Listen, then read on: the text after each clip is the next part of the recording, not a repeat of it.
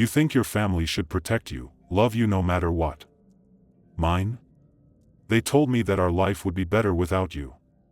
My name is Aaron, and now you will hear my story with its most important moments. I was never the favorite. That was my brother, Ryan, the golden child. The one who could do no wrong. No matter how cruel he was, no matter how much he got away with, my mom adored him. And me? I was just there. An afterthought. A shadow in my own home. And I just realized I never told you my age. Maybe you can guess it from everything I've been through. Drop your guess in the comments, and it'll pin the one that gets it right. It had always been this way. Growing up, I learned quickly that my opinions didn't matter, my dreams weren't important, my feelings they were either ignored or ridiculed. When Ryan failed a test, it was my fault for distracting him. When he lost a friend, I was probably the reason. When he broke something, I must have pushed him into it. And my mom Diane believed him every single time. I tried to be the perfect son. I worked hard, got good grades, kept quiet when they insulted me. I never lashed out. I never fought back. I thought maybe, just maybe, if I proved my worth, they'd finally love me the way they loved him. But nothing changed. It all came crashing down the night they told me I had ruined their lives. It started with an argument, or rather, they were arguing. I was just standing there, letting them yell. Ryan had flunked a class, and instead of taking responsibility, he blamed me again. I don't even know how.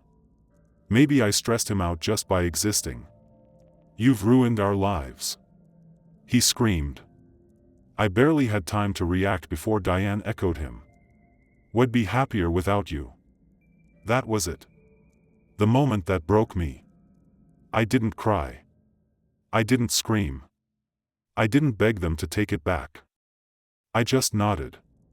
Then I turned around, walked to my room, grabbed a backpack, and packed whatever I could fit. They didn't stop me.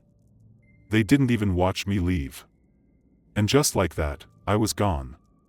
I stepped out into the night, the weight of my backpack pressing against my shoulders, but nothing compared to the heaviness in my chest.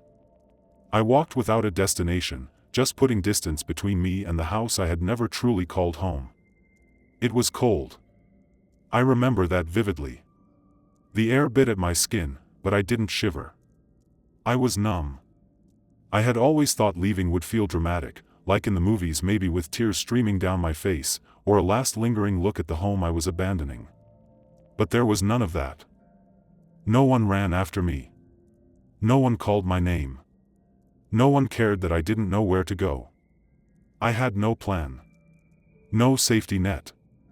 My savings were laughable, just a couple $100s I had secretly stashed away from small tutoring gigs.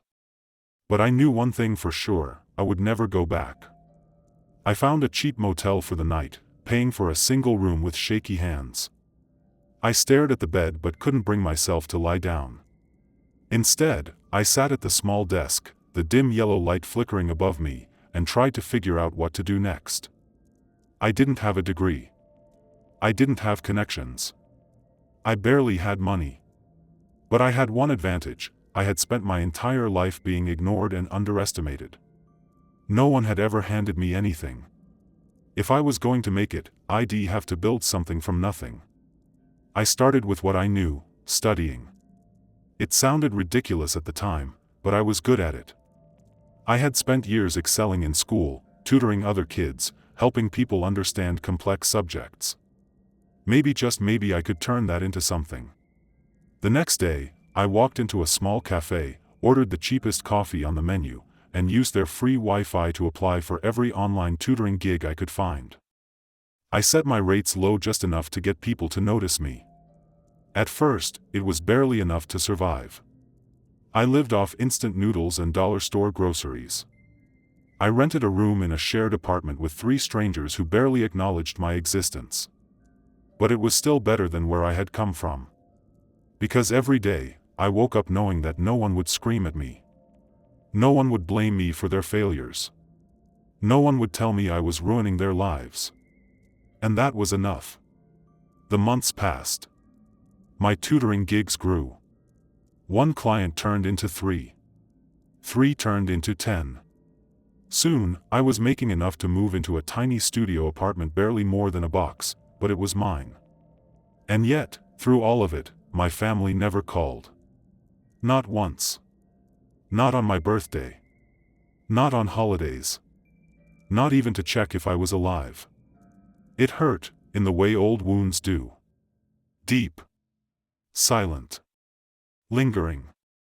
But I told myself it was fine. If they didn't care, then neither did I. A year into my new life, things changed. I had built up a reputation as a tutor specializing in college entrance exams. I had students from all over the country reaching out to me, desperate for help. But I was still trading time for money. And I knew that wasn't sustainable. That's when I got an idea. What if I turned my lessons into something bigger, something scalable? I spent months studying digital marketing, watching hours of free YouTube content, reading every article I could find. Then I started creating my own online course, the Ultimate SAT Prep Guide. It was a risk. I poured every spare dollar I had into designing the course, building a website, running ads. At first, sales trickled in, 1 here, 2 there. Then something shifted. Word of mouth spread. Students started raving about my methods, sharing them online. And then, almost overnight, it exploded. I woke up one morning to see that my sales had tripled. Then quadrupled. Within a few months, I was making more than I had ever thought possible. I moved into a sleek high-rise apartment, the kind I used to dream about. I traveled. I met people who actually respected me. I built friendships that weren't based on obligation or blood. I had done it. I had built myself from nothing. And my family? They were nowhere to be found. Not a single message. Not a single call. They didn't care about me. Until this morning. When my phone buzzed, I barely glanced at it. But then I saw the notifications. Mom, 6 missed calls. Ryan, 8 missed calls. I stared at the screen, my heart pounding. After all this time, after they had made it so clear they never wanted me, I let out a slow breath. I had changed. I wasn't the weak, desperate son they had pushed out of their lives. I wasn't their punching bag anymore. Whatever they wanted, it wasn't going to be an apology. And I had no intention of making it easy for them. I finally decided to pick up.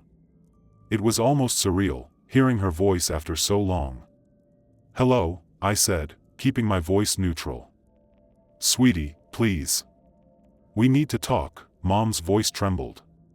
"Sweetie." After everything. She hadn't called me that in years.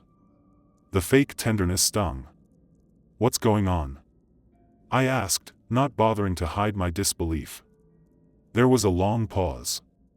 We've fallen on hard times," Mom continued, her voice cracking. "Your brother Ryan, he's been having trouble at school again. And with everything going on, we just don't have enough. We need your help." I bit my lip, feeling a strange mix of satisfaction and rage bubbling up inside me. This was why they were calling me now. "What kind of help?" I asked, keeping my tone calm. "We need money," she blurted out. "Your brother's tuition, it's due. And we have bills we can't pay. I know we've never been there for you, but please, we're struggling. We need you to help us. We know it's a lot to ask, but please, we've tried everything." I could hear her sniffle. Maybe it was genuine. Or maybe it was just guilt, trying to worm its way back in. "Please," she repeated. "We need you back. We need your support." The words hung in the air. My support. The same support they had rejected for years. I closed my eyes for a moment, trying to control the rush of emotions threatening to choke me. How could they think this was okay? It was the first time in a long time I felt something other than indifference. It was laughable. "You're serious?" I said, a bitter laugh escaping my lips. "You really think he'll come back and help you after everything?" There was a pause, followed by Mom's desperate voice. "Please don't do this. We know we messed up, but we're your family. You can't just leave us like this." "You never cared about me when I needed you," I shot back, my voice trembling with suppressed anger. "You were too busy with your golden child. You let me disappear. You told me you'd be better off without me." I paused, feeling the rage bubble up in my chest, but I held it in check. I wasn't going to let them see how much they had hurt me. I wasn't going to let them twist this back on me. "I don't owe you anything," I said, every word sharp as glass. There was another long pause. Then Ryan's voice came through, frantic and panicked. I know I was horrible to you. But I need your help. I messed up, okay? I didn't mean it. I've been trying to fix things, but I don't know what to do anymore." I almost laughed. "Fix things? How do you fix years of pain?" "I don't want your apologies," I said coldly. "And I don't owe you my money or my help. You can figure it out just like I did." "But please," just Ryan's voice wavered. "No," I cut him off sharply. "You should have thought about this before you kicked me out of your lives." I could feel my heart racing as I hung up the phone. But the adrenaline wasn't just from anger, it was from satisfaction. The satisfaction of knowing that they needed me. After years of silence, of pretending I didn't exist, they needed me. I stood up, pacing the room, letting the reality of the situation sink in. They weren't calling to apologize. They weren't calling because they missed me. They were calling because they needed me to fix their mess. And now that they were struggling, they realized what they had thrown away. But it didn't matter to me. They didn't deserve me anymore. I was done. The phone buzzed again. I glanced at the screen. It was Mom again. The same pleading tone in her message. "Please. I know we can't undo the past, but we need you." I grinned. They had no idea what they were getting themselves into. The phone buzzed again, lighting up with a new message from Mom. "Please, I'm begging you. We don't know where else to turn." I stared at the message, my finger hovering over the screen. Part of me wanted to ignore it entirely. After all, hadn't I already given them my answer? But there was something about that desperation in her tone that made me hesitate for a moment. I shook my head. No. I wasn't going to soften. I wasn't going to be the one to make their lives better again. The thing is, I had built something for myself. My empire, so to speak. My success wasn't just about the money. It was about the power to decide who got to be a part of my life. And my family didn't deserve that privilege anymore. I set the phone down, walked to the window, and looked out at the city. From this vantage point, everything felt so distant, so small. The struggles of my old life felt like they belonged to someone else. I wasn't that person anymore. I wasn't their burden. Yet the messages kept coming. I took a breath. I wasn't going to give in. I wasn't going to let them manipulate me with guilt.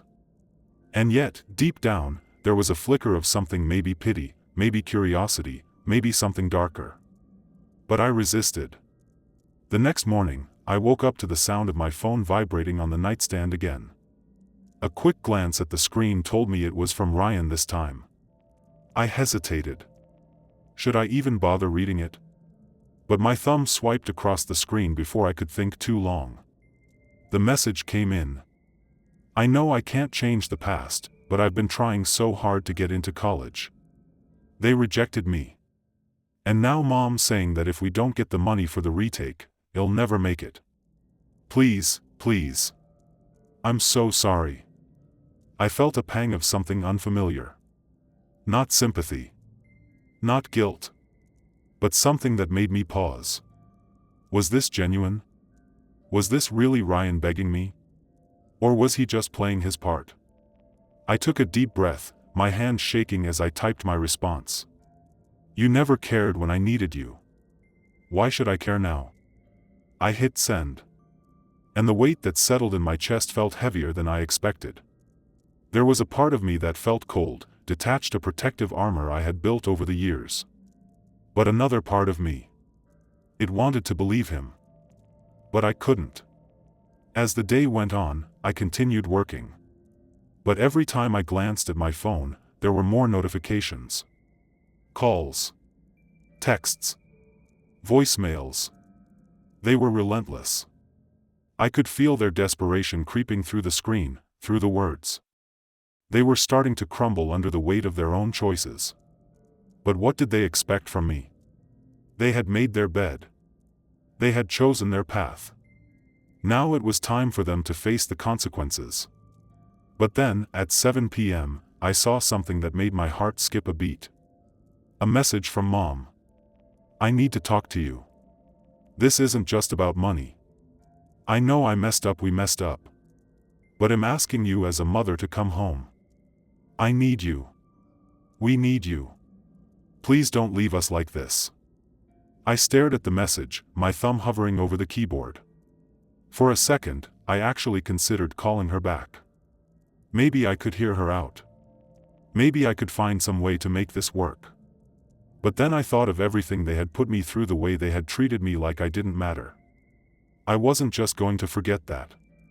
I wasn't their savior. With a deep exhale, I typed. You had your chance. I'm done. I hit send. And something inside me cracked. I knew I had made the right choice. But at the same time, there was a lingering ache in my chest. Because deep down, I couldn't help but wonder, what if this was their last cry for help? What if they really were suffering? But in the end, I had learned one thing: I couldn't fix them. They were beyond saving.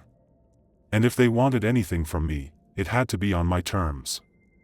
I set my phone down and tried to forget about them. The next evening, as I was sitting in my living room scrolling through my phone, I heard a knock at the door. A sharp, quick rap followed by a pause. I looked up, a little confused. Who could that be? I stood up and walked over to the door, the hairs on the back of my neck standing on end. Something didn't feel right. Peering through the peephole, my stomach dropped. There they were. Mom. Dad. Ryan. Standing on my doorstep, looking like they hadn't slept in days. Their faces were tired, drawn, and pale. But it wasn't just their appearance that made my pulse quicken. It was the fact that they had shown up here uninvited.